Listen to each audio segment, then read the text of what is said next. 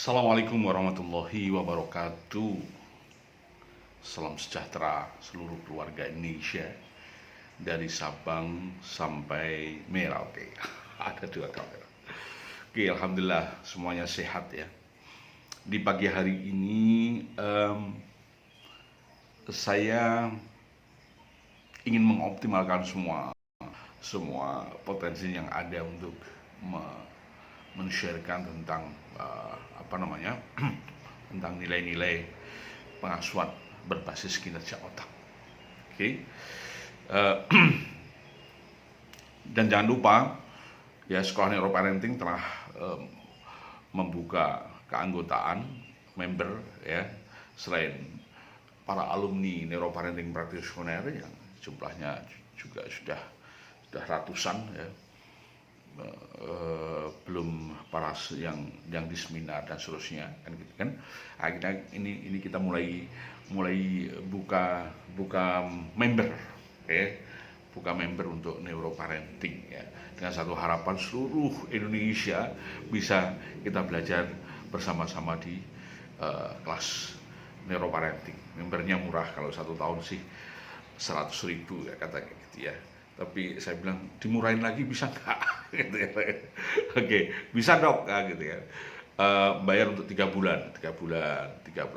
Ada beberapa fasilitas, salah satunya adalah seminar-seminar gratis yang diselenggarakan oleh sekolah neuroparenting.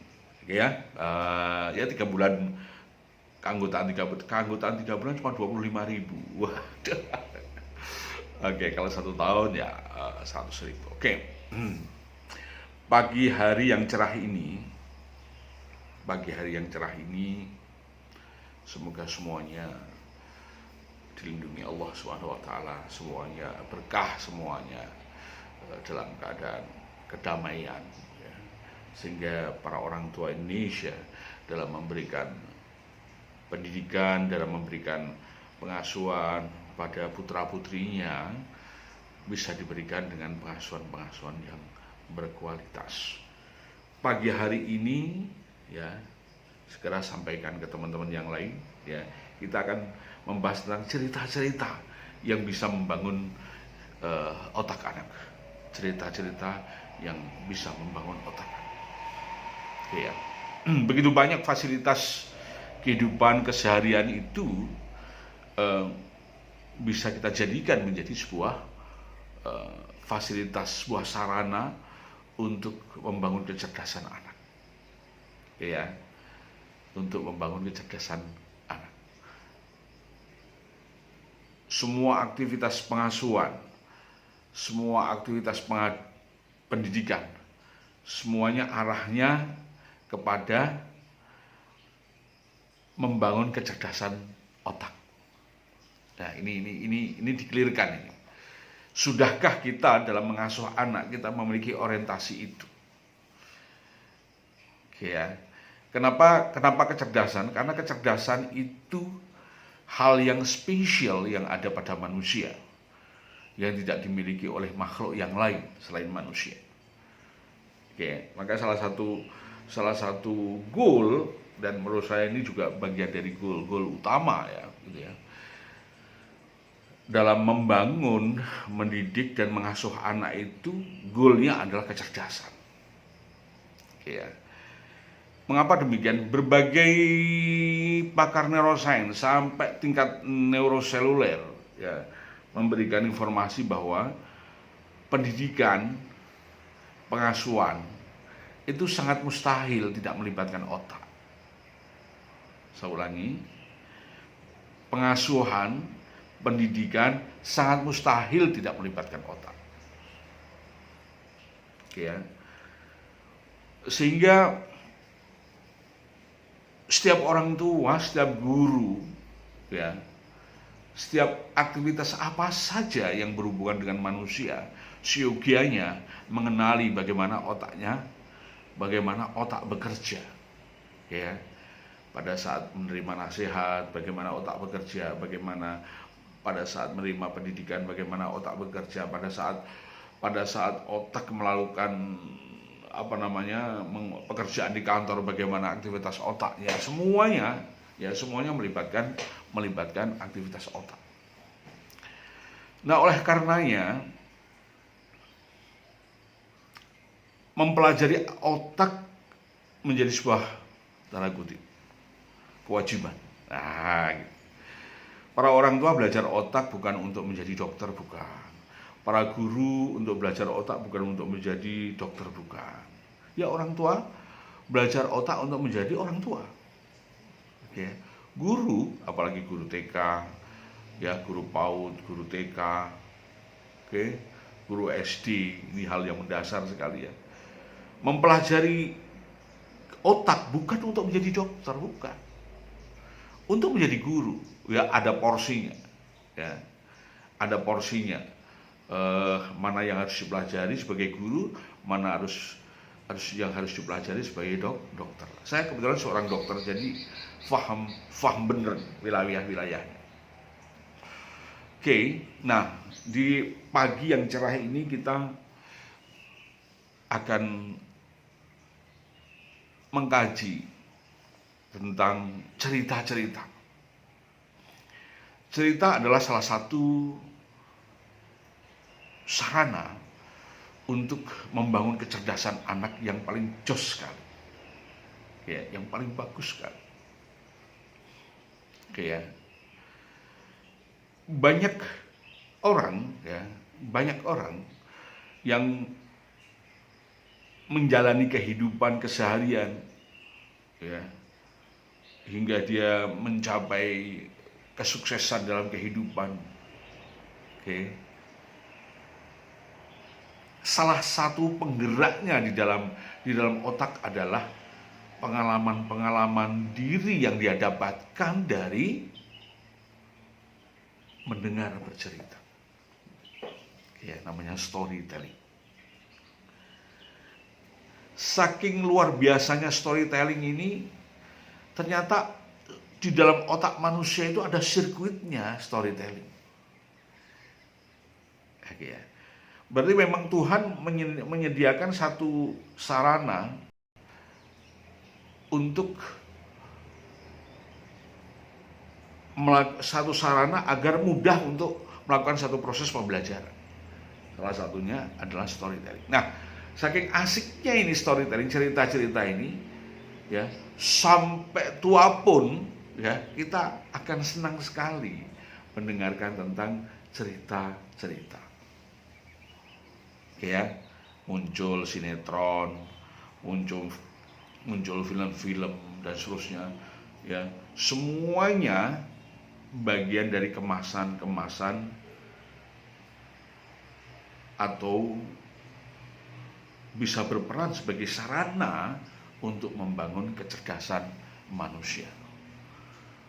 Nah, pertanyaannya, Dok, lalu bagaimana kalau ada sinetron-sinetron yang cenderung gitu ya, cenderung emosional? Ada dulu kita temukan sinetron-sinetron yang cenderung pornografi dan seterusnya. Apakah itu bisa merubah karakter manusia? Saya jawab bisa. Oke ya, saya jawab bisa. Kenapa? Karena basic daripada cerita ini, ya, ini betul-betul bisa menancap dan bisa merubah daripada bangunan-bangunan sel-sel saraf otak manusia. Ya. Sehingga saking dahsyatnya cerita itu bisa mempengaruhi manusia, ya. Iklan aja seri mengiklankan itu seri cerita. Kemarin Ramadan itu ada satu seri cerita yang menurut saya menarik, ya, banyak sekali teman-teman di iklan itu yang pintar mendesain seperti itu, ya. Di Ramadan kemarin itu ada minuman yang desain iklannya minuman itu adalah cerita, gitu ya, yang menarik, ya. Dan selalu iklan yang berbentuk cerita itu tidak langsung tuntas saat itu, ya. Ada seri ceritanya. Waalaikumsalam warahmatullahi wabarakatuh. Pak Mas, Pak atau Mas ya? Oh Mbak ya, Dina Setio. Oke. Nah ini perhatikan teman-teman.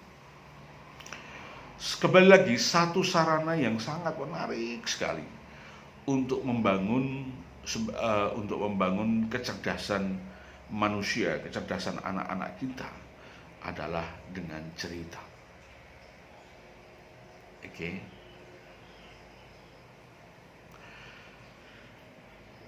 Saking hebatnya cerita ini, cerita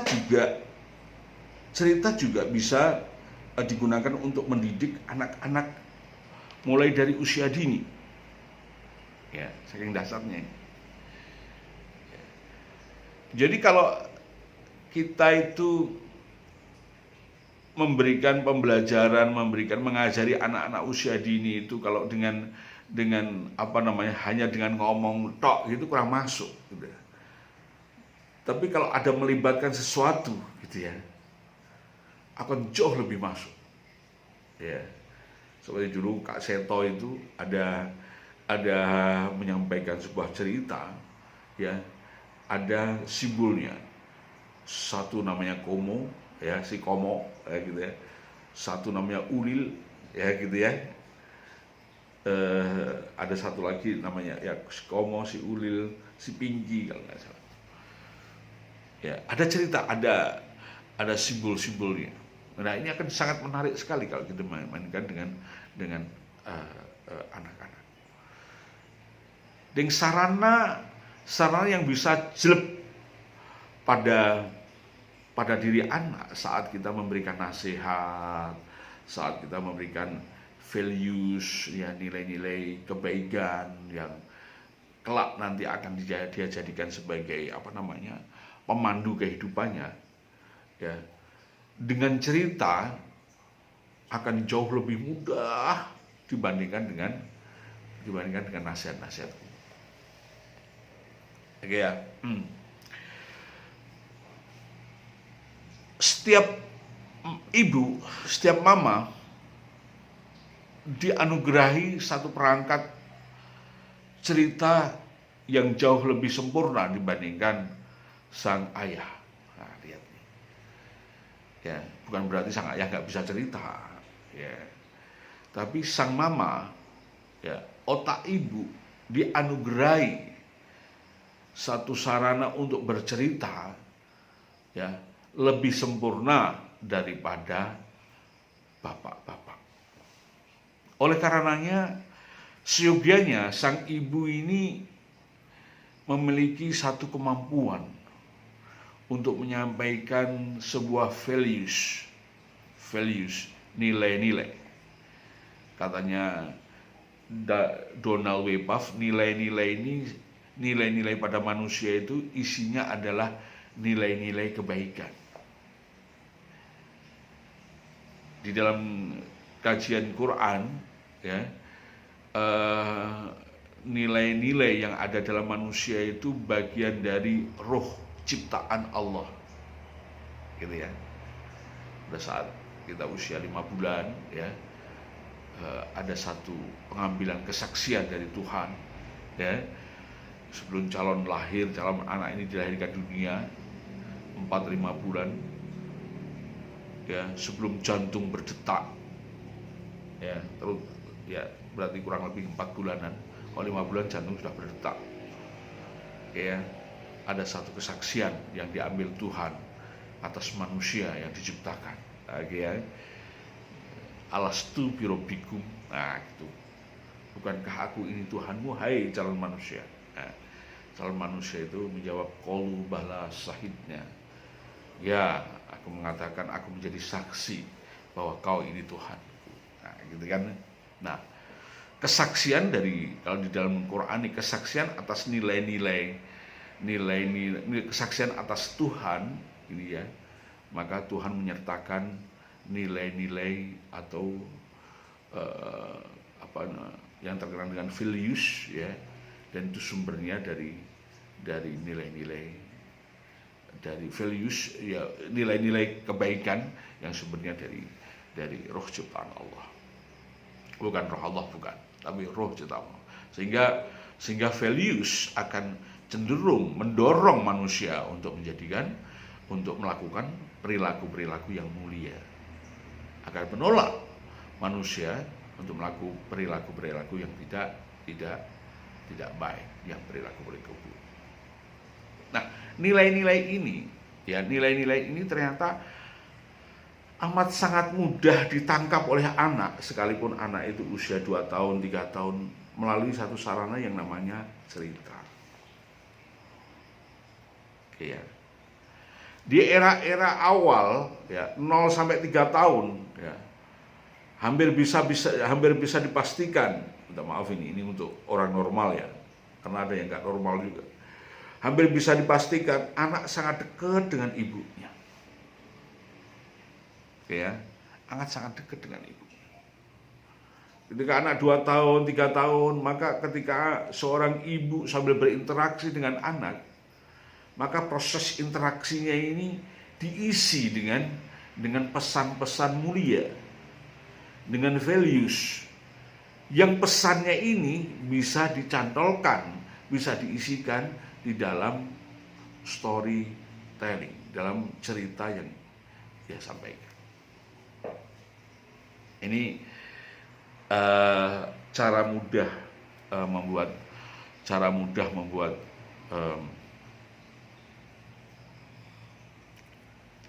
menginstal values pada anak-anak, bahasanya gitu aja, biar lebih enak ya, values ke anak-anak gitu. Oke ya, bentar, saya mau lihat jam berapa ini.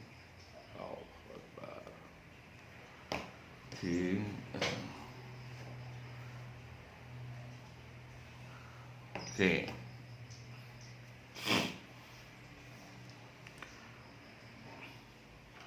Para ibu memiliki komponen yang bagus sekali untuk menyampaikan cerita ini.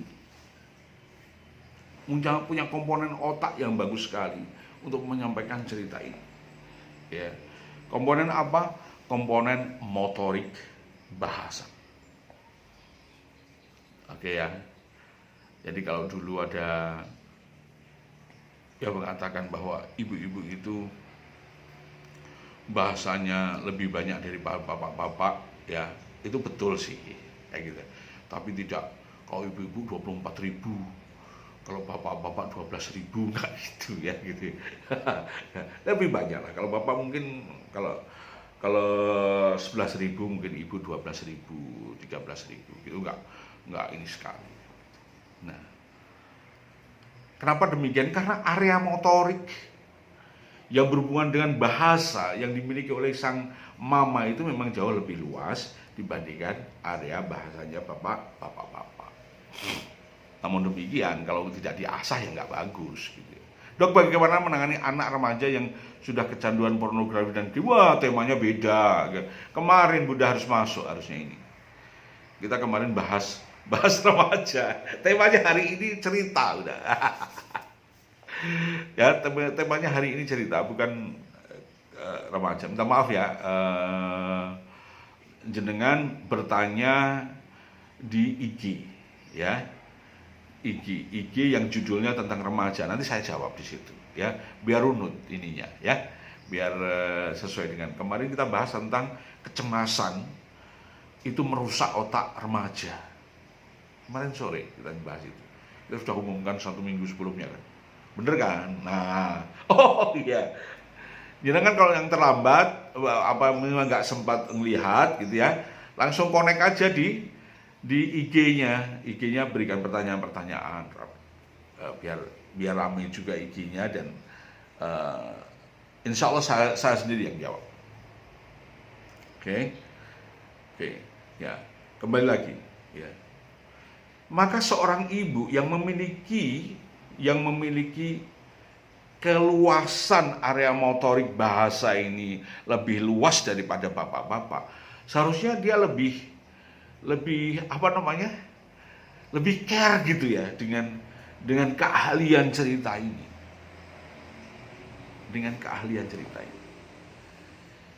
ya.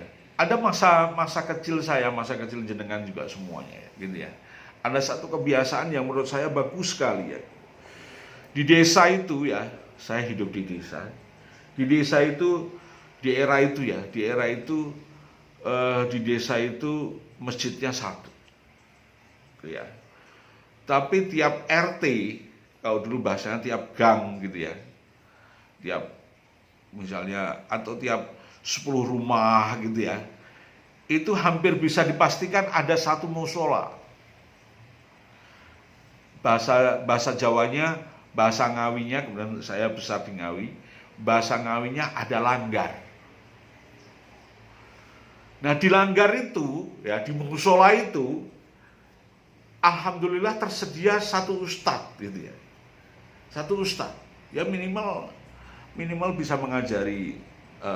Dulu ada metode pembelajaran yang cukup bagus seperti Al-Barqi ya, terus ya yang sekarang masih berkembang terus ya gitu ya, membuat anak-anak itu mudah belajar baca Quran, terus kemudian tajwidnya dan seterusnya. Itu rata-rata itu para ustadz itu dia dia paham itu, terus plus lagi dia memiliki kemampuan bercerita. Ceritanya macam-macam ya, terutama tentang sirah nabawiyah ya gitu, atau cerita-cerita Nabi Nuh, cerita Nabi Soleh, dan cerita-cerita para sunan gitu kan gitu ya. Itu setiap malam Jumat selesai baca sholawatan ya, lalu saya main Jumat itu hampir bisa dipastikan itu ada sesi cerita. Nah, ini luar biasa ini. Kalau ini bisa kita kembangkan kembali ya. Kalau misalnya di keluarga nggak bisa, kalau misalnya di keluarga nggak bisa dikembangkan di di tingkat musola berapa. Kalau sampai sekarang kan kadang-kadang hampir tiap rumah itu ada musola. Boleh aja sebetulnya, boleh saja kalau bisa masjid. Kampung kan luas sekali, masjidnya satu agak jauh, terus kemudian Anda membuat musola sendiri. Memang seyogianya musolanya di dalam rumah aja, nggak usah di luar ya, untuk musola keluarga ya gitu ya. Nah, di dalam musola itu buatlah sesi cerita apa saja ya, semua kemasan pendidikan, semua kemasan pengasuhan ya.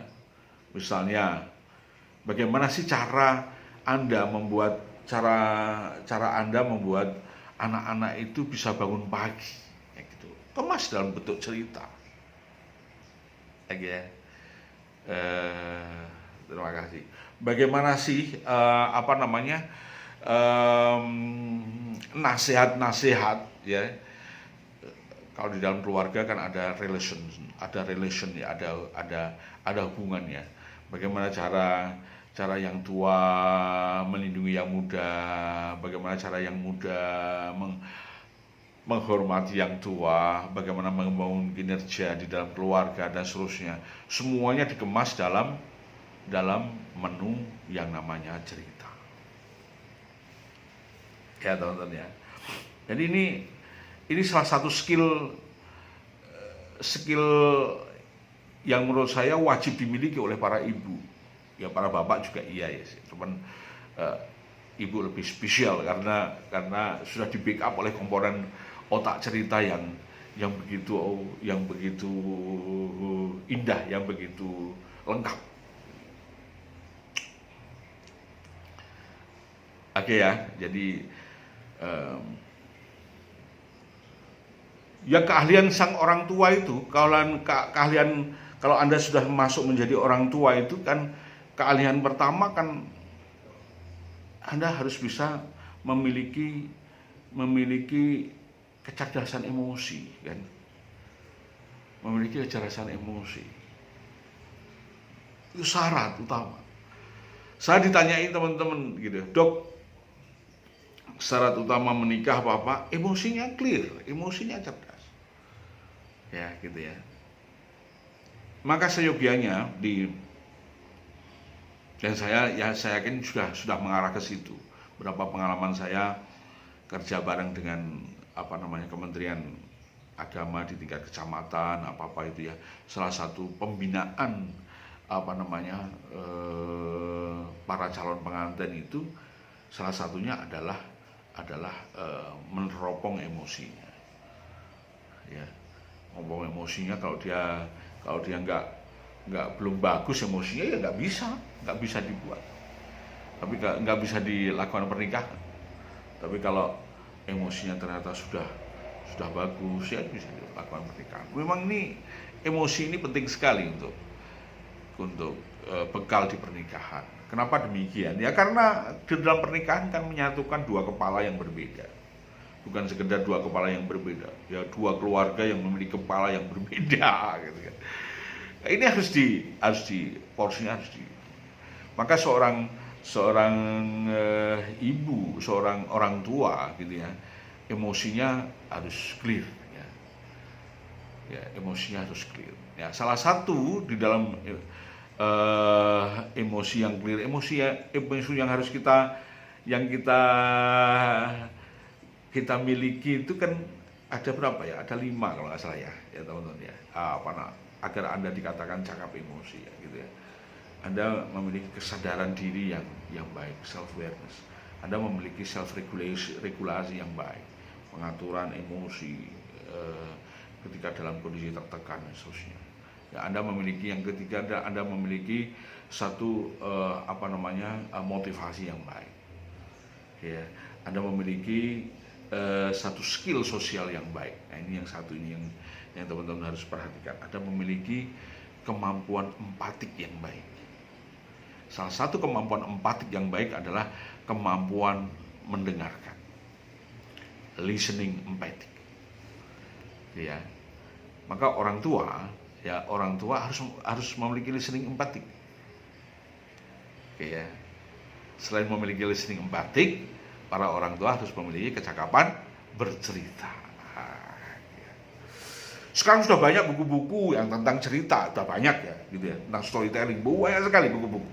Oke ya, banyak sekali. Hampir setiap offline waktu itu saya selalu ada sponsor dari para penerbit yang isinya cerita ya gitu ya. Namun saya sarankan teman-teman para ibu-ibu kalau ingin menceritakan pada anak-anaknya, Anda harus baca dulu ceritanya itu ya gitu ya. Anda harus baca dulu ceritanya. Cerita yang di buku loh, Anda baca dulu gitu ya. Jangan membaca pertama kali ya. Jangan membaca pertama kali saat Anda cerita, nggak dapet cerita, nggak dapet ininya, konten emosinya nanti nggak dapet. Ya, satu hal yang penting sekali di dalam cerita itu kan konten emosi.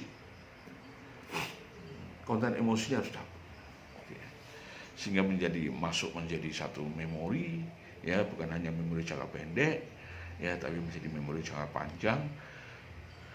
Yang pada gilirannya bisa dijadikan salah satu kontributor, memberikan kontribusi dalam pembentukan pola-pola pikir pada anak ya.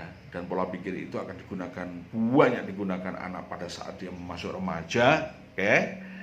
Maka kalau pengalaman emosinya itu bagus, di pola berpikir itu isinya bagus. Oke, demikian juga sebaliknya. Ini bisa sambung menyambung menjadi satu, namanya Indonesia gitu. Cerita ini, jadi kalau teman-teman belajar neuroparenting, memang ini bagian dari neuroparenting. Ini bagian dari item-item neuroparenting, di bagian coaching ya, di bagian bimbingan. Teman-teman sudah buka Dr. Amir Zuhdi di YouTube ya. Buka, klik Dr. Amir Zuhdi, nanti kan YouTube-nya keluar ya gitu ya. Belum banyak sih itunya film-filmnya, atau Anda video-videonya, Anda buka, klik sekolah neuroparenting di YouTube berada ya, membahas tentang neuroparenting ya gitu ya. Teman-teman kalau belajar neuroparenting, pengasuhan itu harus sistematis. Karena mengasuh itu sistematis, mengasuh itu proses, tidak hanya comot sana comot sini, enggak. Harus proses gitu. Proses itu ada kerangkanya, ada indikatornya. Contoh Contoh tak beri tahu bener ini, ya gitu. Untuk mengecek apakah anak Anda secara di dalam pengasuhan dan pendidikan anak Anda di usia dini itu, apakah sudah unsur-unsur dasar pengasuhan, ya, unsur-unsur dasar pengasuhan, apakah sudah terinstal pada otak anak. Unsur-unsur dasar, apakah sudah terinstal pada otak anak atau belum. Itu cara mengevaluasi pada saat anak usia 4 tahun. Ya, cara mengevaluasi pada saat anak usia 4 tahun. Karena dari 4 tahun itu ada 5 tahun ada space, ya. Ada space yang 1 tahun yang Anda bisa mengejar kalau ada keterlambatan untuk ada terlambatan pengasuhan dasar untuk Anda berikan pada putra-putri Anda. Ya. Misalnya usia 4 tahun loh, usia 4 tahun kok putra-putriku kok masih ada tantrum yang destruktif, tantrum yang merusak. Gitu ya. Itu gampang banget di usia 4 tahun. Ya. Bahkan sahabat saya yang itu sudah buat pengukuran. Ya, bisa diukur. Ya, bisa diukur. Di psikologi sudah banyak pengukuran, ya gitu ya, untuk mengukur di usia 4 tahun, ya, pelajarannya yang berhubungan dengan motorik halus sudah oke atau belum, motorik kasarnya sudah oke atau belum, motorik halusnya sudah oke atau belum, sistem kendali emosinya sudah oke atau belum, gitu ya. Bisa kalau kita paham pengasuhan, ya, seperti itu. Salah satu ilmu pengasuhan itu adalah neuroparenting. Salah satu ilmu pengasuhan itu pijakan ilmiahnya adalah aktivitas tumbuh kembang otak. Sedikit ya saya beritahu tentang ini ya, bahwa otak itu tidak jenggelek langsung sempurna. Kalau tahu ya, gitu ya. Otak itu baru sempurna ketika anak itu usia 21 tahun. Paling cepat 18 tahun, paling lama 24 atau 25 tahun. Jadi nggak langsung jenggelek gitu. Prosesnya ini sepertinya berhubungan dengan tanggung jawab manusia yang sebagai khalifah fil ard. Jadi betul-betul disempurnakan nih otaknya. Ya. Nah, pembangunan otak itu, mengasuh anak itu mengasuh dan mendidik anak harus disesuaikan dengan tahapan tumbuh kembang otaknya, gitu loh. Karena apa? Karena prinsip daripada mengasuh dan mendidik anak itu mengasuh dan mendidik otaknya. Karena dari situ pikiran dan anak terbentuk, dari situ sikap dan perilaku anak terbentuk. Oke ya, jadi biar ada pengalaman. Nah, mengasuh anak yang sesuai dengan tahap tumbuh kembang otak anak itu, ya, harus runut. Cara mengasuhnya harus runut. Tidak boleh overlapping, tidak boleh meloncat-loncat. Ya, meskipun tahapan akhirnya meloncat dari 1 ke 4 nanti balik lagi ke 2, nggak bisa. 1, 2, 2, 3. Nah, secara garis besar runutan ini dikemas menjadi apa yang dikatakan dengan kebutuhan dasar. Kebutuhan dasar tumbuh kembang otak manusia. Kebutuhan dasar itu tentunya disesuaikan dengan bagaimana otak itu tumbuh dan berkembang. Oke ya. Maka dari awal yang dikatakan dasar itu pengasuhan harus mengarah kepada gerak. Pengasuhan harus mengarah kepada contoh-contoh emosi. Gitu ya. Loh, Anda mengasuh anak dikit-dikit pakai belalak mata dan seterusnya. Itu sama dengan Anda sedang melatih emosinya anak, ya, dengan salah satu fasilitas adalah dengan membelalak mata. Dampaknya apa? Dampaknya anak akan jadi penakut, dampaknya anak jadi kurang percaya diri dan seterusnya. Ya, ini contoh. Jadi harus runut dan bertahap. Runut ya, bertahap, terus kemudian kita harus runut. Runutnya mulai dari mana? Mulai dari yang dasar dulu. Selesai itu baru yang rumit. Jangan kebalik. Rumit dulu baru yang dasar, jangan kebalik. Emang yang bisa dong? Bisa. Oh, tak bisa. Yang rumit dulu baru dasar. Cuman ya, bahayanya ya, kalau Anda memperhatikan atau memberikan pengasahan yang rumit dulu baru yang dasar, nanti dia kalau laksana bangunan gitu ya, bangunan itu keropos. Bangunan yang tinggi, megah, indah, fondasinya lemah. Oke ya. Hanya bangunan yang begitu indah itu ternyata ambles, miring, ada seterusnya. Ada baik, seperti itu. Nah, sebaliknya kalau Anda membangun dasarnya dulu, maka hal yang rumit itu akan sudah dicicil dari dasarnya sesuai dengan tahapan. Nah, begitu pengasuhan otak itu, pengasuhan anak itu begitu. Iya, saya sudah yangkung saya ini, jadi saya sampaikan ke teman-teman. Ya, alhamdulillah saya dianugerahi anak, seorang dokter, anak mantu juga seorang dokter, dari anugerahi anak psikolog, anak mantunya juga psikolog, gitu ya. Akhirnya apa namanya? Ya mungkin ini bagian dari apa namanya tugas yang saya emban. Jadi ya begitu caranya. Oke ya. Nah, di mana belajarnya? Di neuroparenting. Setiap 6 bulan, ya setiap 6 bulan neuroparenting itu buka kelas 6 bulan. Biayanya murah pol deh, ya Allah, gitu ya, murah pol. Sama teman-teman ini dok, ini biar yang teman-teman yang lain yang katanya merasa nggak mampu itu ya bisa masuk. Kalau nggak bisa masuk, kalau nggak bisa masuk di workshopnya atau apa-apa, maaf, Anda bisa masuk di apa namanya, di membernya. Member itu ada fasilitas minimal 1 bulan dapat free 2 seminar gratis, dapat diskon 50% dari biaya kuliah online neuroscience aplikatif, 50%. Ya, Anda juga mendapat fasilitas untuk apa namanya, kalau workshop yang lainnya, gitu ya. Dan membernya itu bisa dibayar 1 tahun sekali bisa, atau 3 bulan sekali. Oke, ya teman-teman ya. Jadi biar jadi cara belajar ini betul-betul ya. Kalau ayah Heidi pesan strong from home itu, saya backup itu. Saya dukung itu. Memang home ini bukan host ya. Home ada sistemnya. Ya, karena home dia bekerja, dia muter gitu. Bukan statis, dinamis gitu. Ya, teman-teman ya.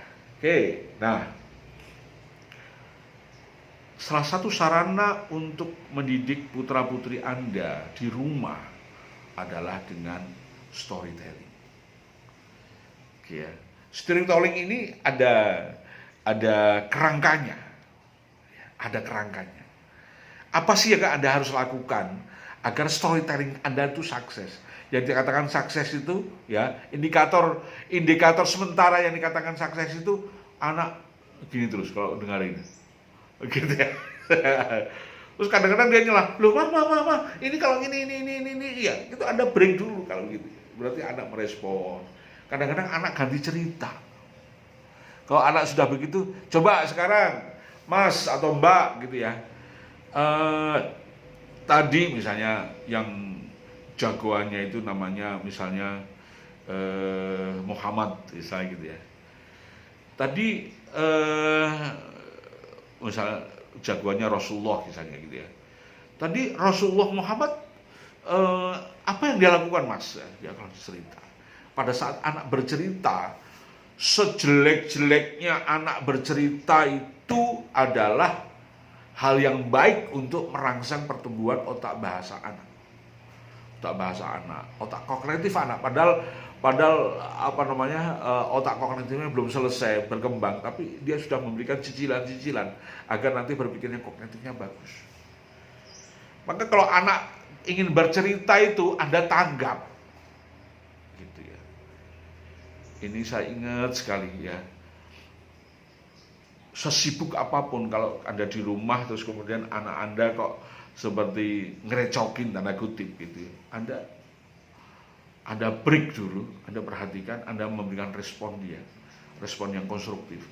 Karena pada saat itu, yang riset Lisa Elliott ini, yang pada saat itu ketika anak berinteraksi, terus Anda memberikan respon yang positif gitu ya, maka neuron-neuron yang belum bersambungan dia akan saling menyambung, akan membentuk struktur-struktur neuron baru, yang pada gilirannya struktur neuron baru yang berisi dengan pengalaman-pengalaman yang happy itu, akan menjadi sarana untuk membangun rasa damai, rasa nyaman, rasa bahagia sang anak.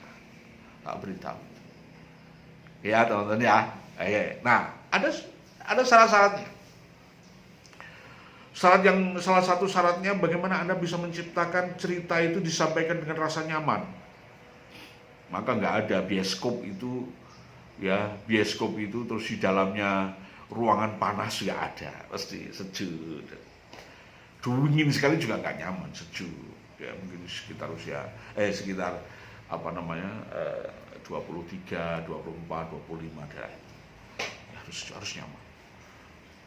Karena nyaman ini berhubungan dengan proses bagaimana otak anak menangkap pelajaran-pelajaran itu ya, sedemikian rupa sehingga proses penangkapannya bisa berjalan secara otomatis. Ya, proses penangkapan belajarnya bisa berjalan dengan otomatis. Ya, ada berapa ya? 5 hal kalau nggak salah ya, yang berhubungan dengan bagaimana Anda bisa nyaman, bisa bagus menyampaikan cerita-cerita anak sehingga anak Anda selalu menunggu ya. Waktu di mana orang tuanya bercerita itu selalu menunggu. Wah, itu keren banget kalau sudah anak loh mah, misalnya Anda beriin buat cerita itu setiap malam Kamis gitu ya. Dia selalu merindukan malam Kamis itu. Selalu merindukan malam Kamis itu. Atau malam Jumat atau terserah. Kalau sudah anak merindukan, itu pesan-pesan values tadi, gampang banget disampaikan pada anak-anak. Gampang.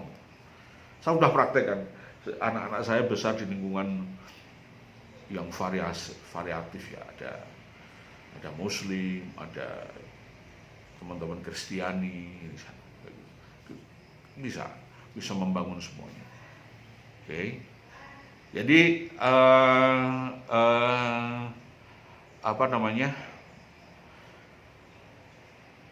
akan kita bahas lebih spesial ya teman-teman ya.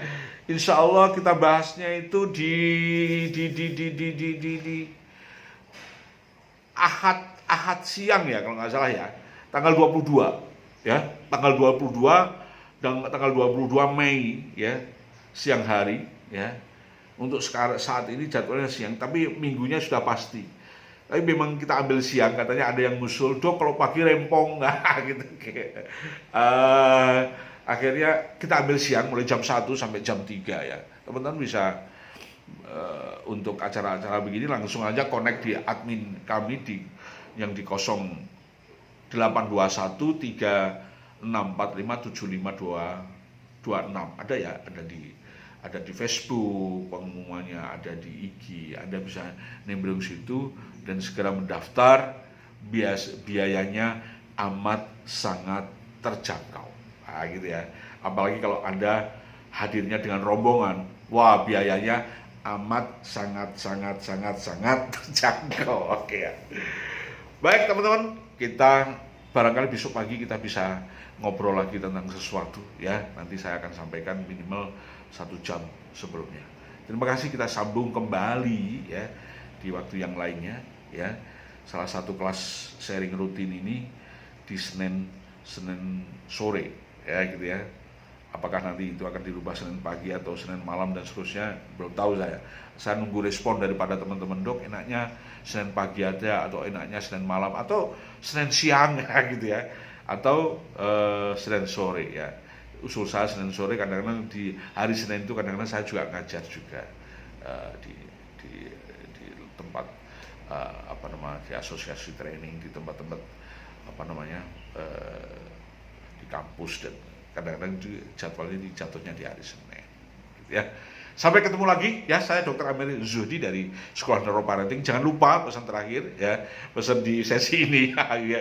Jangan lupa segera masuk menjadi member ya. Menjadi member, ada yang member 3 bulan, ada yang member 1 tahun sekalian. Fasilitasnya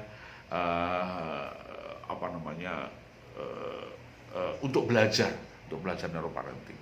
Kalau teman-teman ingin masuk di dalam kelasnya ya, sekarang sedang dibuka ya, seri kelas baru mulai Juli sampai Desember ya, 6 bulan ya, belajarnya 6 bulan ya.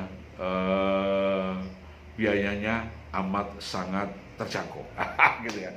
Sampai jumpa. Assalamualaikum warahmatullahi wabarakatuh.